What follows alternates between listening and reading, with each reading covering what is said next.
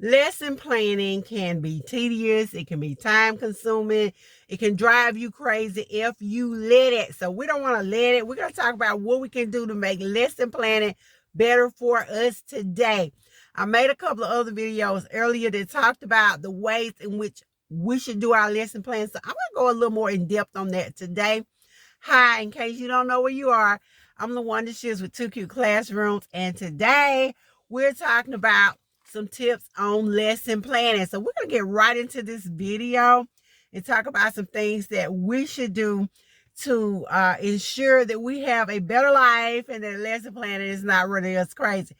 First thing I'm going to tell us is that we need to batch those lesson plans. And I know it may seem like I can't do it. I just can't. Yes, you can. It will cost you some time in the beginning, but it's going to save you a whole lot of time in the long run.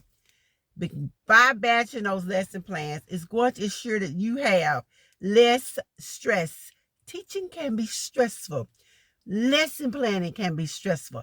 So if you'll go ahead and batch those plans, that means go ahead and do all of them at one time and get finished, and you don't have to worry about them again for a while.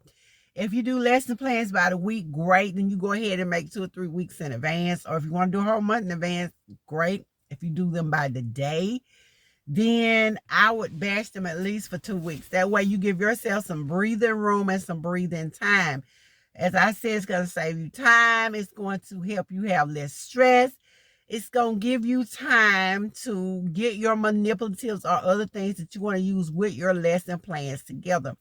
I know for me, when I'm doing lesson planning, if I plan to have certain objects or things that I'm going to use like PowerPoints and other manipulatives, or maybe I'm doing a center or something, I need to go ahead and get that material together because it can be hard to get it together when you're trying to hurry up and get the class done.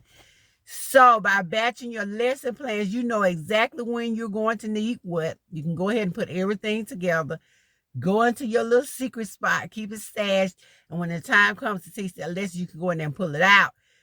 It was one of the most stressful things for me when I was in the classroom teaching all the time, was trying to remember to cut little pieces out or to do little things, have them ready for the next day. It was time consuming. So if you go ahead and batch your lesson, you'll know when you need what, and you can have your things together. So it gives you time to gather your materials.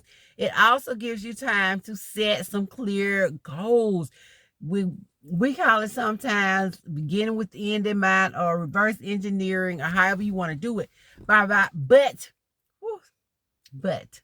by batching your lesson plans, you will already know what your goals are and what exactly you will need to do in order to reach them. You will know what you plan on having on tests, so you can go back and do that. I can remember years ago when they were telling me this, when I first started teaching, they were like, well, you make your assessment first and then you plan your lesson. I was like, why in the world would I make an assessment first before I plan my lesson? Now I understand what you're doing is reverse engineering. You're beginning with the end in mind. So by making that test first, you know what you need to cover and how much of it you need to cover before test day. So at this point, that is one of the things about doing your lesson plans early. It will help you so much to do that, because as I said in another video, life happens, things happen that can throw a monkey wrench in what we have planned. So by going ahead and batching those lesson plans, if something comes up during the week, you don't have to get stressed out about lesson planning. Now, of course, it's not be all end all. There may come a time when you can't quite get finished or something else comes up. But by having batched the majority of them, you will have saved yourself a lot of time. I'm going to take this moment to pause and say this is a good time for you, if you have not already, to go ahead and like this video, give it a thumbs up, and you subscribe and follow me for more teaching tips and hacks. So back to lesson planning. I want to tell you too that your lesson plans should not take you all day. And I do understand, because at one time in my career, lesson plans would take me 2 or 3 days to do. And I hated doing them. I didn't mind doing some of it, but all that little tedious stuff, I hated doing it. I hated doing it. It would take me days, but lesson planning should not take all day. It should not take you more than 30 minutes to an hour to tweak a lesson plan if you've already batched them. If you're batching them, yes, it might take most of a day, or it might take you that weekend or whatever day it is that you set aside to do that. But in all honesty, I would not give lesson planning more than 4 to 5 hours of my day. And that's if I'm batching them. I'm sorry.